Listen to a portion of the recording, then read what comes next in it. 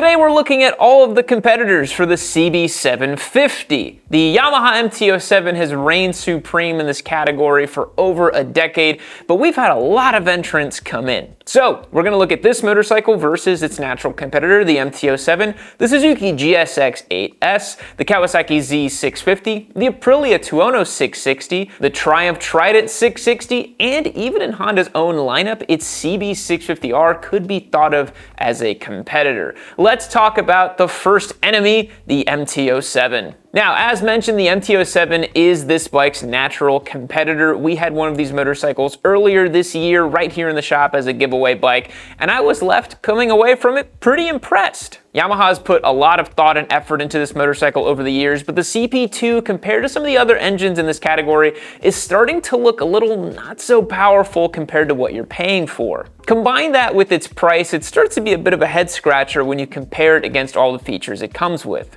So the MT-07 comes in at $8,599. It features a 689cc tried and true CP2 motor, making about 73 horsepower and 50 foot-pounds of torque. One party trick this bike does play really well is its weight. It comes ready to ride at 403 pounds, and that is very svelte in this category. Combine that with Yamaha's spin-forged wheels, and this thing turns in beautifully and nimbly. It has the shortest wheelbase in this category and one of the most aggressive rake angles and shortest trail figures in this category as well. So you can think of the MT-07 as one of the more sharp handling motorcycles of this class. Yamaha finally updated this model to have ride-by-wire. You get a couple different ride modes. Quick shifter up and down is not standard, and overall the electronic suite is pretty basic compared to other motorcycles in this category. So the Hornet is cheaper, it makes more power, has a bigger engine, has more features, and a quick shifter up and down. As much as it pains me to say, because I have been an MT-07 evangelist for so many years, it is very difficult to make the case for that bike over this one. This bike wins out. All right, next up is the other Japanese UJM, the new age UJM as we're calling it here on this channel, the GSX-8S. A few years ago, Suzuki dropped this new 776cc parallel twin platform onto all of us, and we're pretty excited. It's cool to see Suzuki making a brand new engine because that only happens, I don't know, once every 20 years or so. We had a GSX-8R here on the channel, and that shares a lot of the same components and features as the 8S, although it is the fully faired model, so the ergonomics are a little bit different. One thing that the GSX-8 platform does really well is it comes together as greater than the sum of its parts. It has a very willing, nice engine that works really well in a fully faired sport bike or an adventure bike. This is a really nice motor. Suzuki also features the cross balancer shaft on this, so this bike is actually much more smooth than some of the other bikes in this category. Combine that with a more portly curb weight of about 445 pounds, a longer wheelbase, a more relaxed rake and trail, and this bike ultimately is just a little bit more of that easygoing, sport touring, gentlemanly kind of bike. It does come equipped with a quick shifter up and down from the factory, a couple different ride modes, nice TFT display, a good feeling brake master cylinder, and overall this is a very well executed motorcycle. However, when you look at the Hornet 750, it is $1,000 cheaper, has an engine that's nearly as big, makes more horsepower, has the same level of features and tech,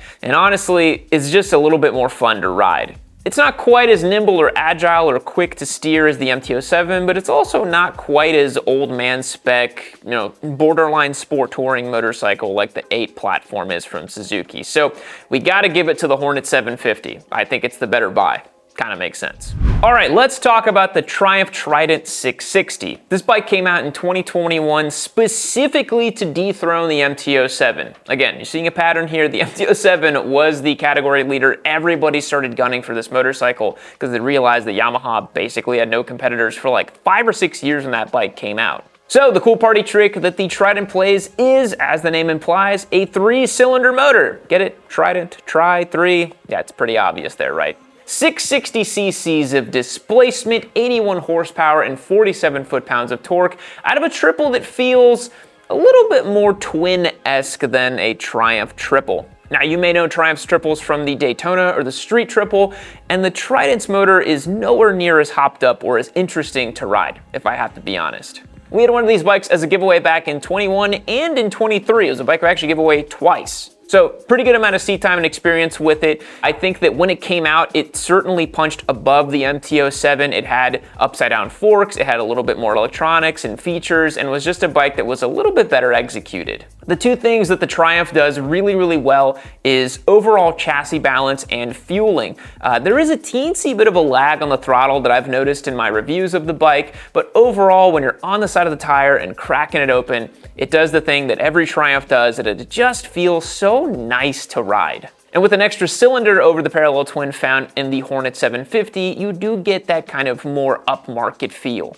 The Trident recently received a really nice update in terms of its standard features. It comes now standard with cruise control, Triumph's shift assist, which is really a quick shifter up and down.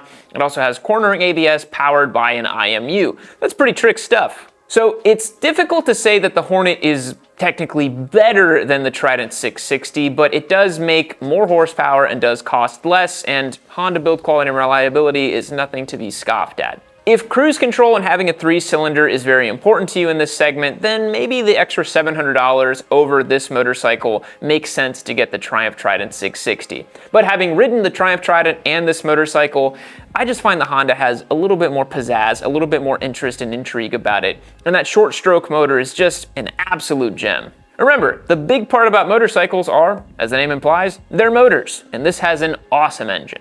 So you're probably splitting hairs, but if I had to do one bike or the other, I'd probably pick the CB750. You're probably starting to see a pattern here, right? I mean, it's the reason why we rated this motorcycle the first ever 10 out of 10 on Yami Noob. All right, let's enter something a bit more exotic, a bit more oddball. Let's talk about the Aprilia Tuono 660. Now, obviously, this is a much more expensive motorcycle, coming in at $10,699 MSRP. Features a 659cc parallel twin that really kind of pioneered this category. I mean, we were talking about the MT-07, coming out, and it kind of did the whole thing for 10 years as the kind of category-defining middleweight motorcycle in that naked parallel twin category. But I really think the RS660 and the Tuono 660 both cemented the opportunity for a motorcycle like this to be a little bit more upmarket and a little bit nicer to ride. So working with about 105 horsepower and 50 foot-pounds of torque, this motorcycle really, to me, splits the difference between something like an MT-07 and an MT-09.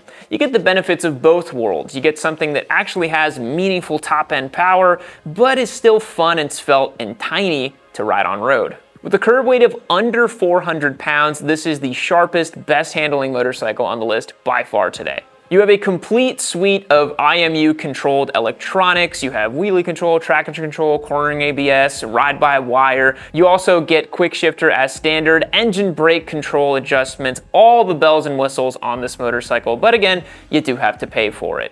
So about $10,700 for the Aprilia versus the $8,000 price point on the Honda.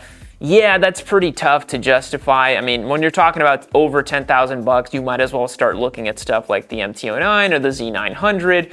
But I really think the Tuono 660 and the RS660 family of motorcycles punch way above what they actually cost. I mean, it's one of the few bikes that I would happily have one in my stable just to bomb around and have fun with. And in a way, with my Tuareg 660, I do kind of own that engine, and I just really enjoy it. But the Honda certainly presents a better value proposition, and I think that this motorcycle has the same kind of DNA of a parallel twin that wants to rev out a little bit. When I track tested this motorcycle, I was very impressed by how far you could push it before it started kind of telling you, hey, back off a little bit. And that was all on OE tires. I really think if you spooned on a sticky set of tires on this thing, it's to your heart's content of how hard you could want to ride it. So I think the Honda punches above its category, and I'd probably pick it over the RS660 or the Tuono 660. All right, next up, we gotta mention it because it is the only bike that is cheaper than the Hornet on today's list, and that is the Kawasaki Z650, coming in at $7,795. Now, if you want a total wet noodle of a motorcycle and you just need to save 200 bucks for some reason, I guess you could get the Z650. It's pretty nice looking, I guess. It has a TFT display. It doesn't have the feature set of the Hornet, and the most critical part of all, the engine compared to the Hornet, I just think that there's no comparison. 659cc, 180-degree crank lawnmower spec motor, making barely 70 horsepower. I think this thing makes about 65 horsepower. It's just nowhere in the ballpark of where this category has moved on to. You know, we're talking 700 plus cc's nowadays, 90, 80 horsepower, something in that ballpark. I mean, the Triumph Trident has a 3-cylinder, for God's sake. I mean, look, I know I clown on Kawasaki a lot. I like a lot of the motorcycles they make. Kawasaki's doing really cool stuff with their inline 4s, but I think in this category, there's virtually no reason to get this bike. Looking at the specs here on my iPad, I was actually pretty generous. It makes 67 horsepower compared to 90, folks, 90 for 200 bucks more. Come on. You do get a very rudimentary Kawasaki traction control system. You have 3 different modes. You do get that nice looking TFT, but ultimately this is a hard pass for me. And if you were to ride this bike and that bike back to back, there's no way you would pick the Kawasaki. There's just no way. All right, last on the list, and a bit of an oddball, is inside of Honda's own lineup. They have a motorcycle that competes relatively well with this machine. That's their own CB750R, what I think is probably the most beautiful motorcycle on today's list. It's got the neo-retro look, the single round headlights, and those gorgeous 4 exhaust pipes sticking out the side. It really is a great looking motorcycle. I had the chance to own one of these back in 2019 as a giveaway motorcycle, and it was really sweet. It was punchy, it was fun, a little bit heavy, but ultimately a great motorcycle. The problem is at $9,399, you gotta really want that inline 4 scream over something like the Hornet 750. The other big difference is that this motorcycle weighs 456 pounds. This bike is nearly 30 pounds lighter. It has a much sharper geometry setup, and it's just a way more fun motorcycle to ride.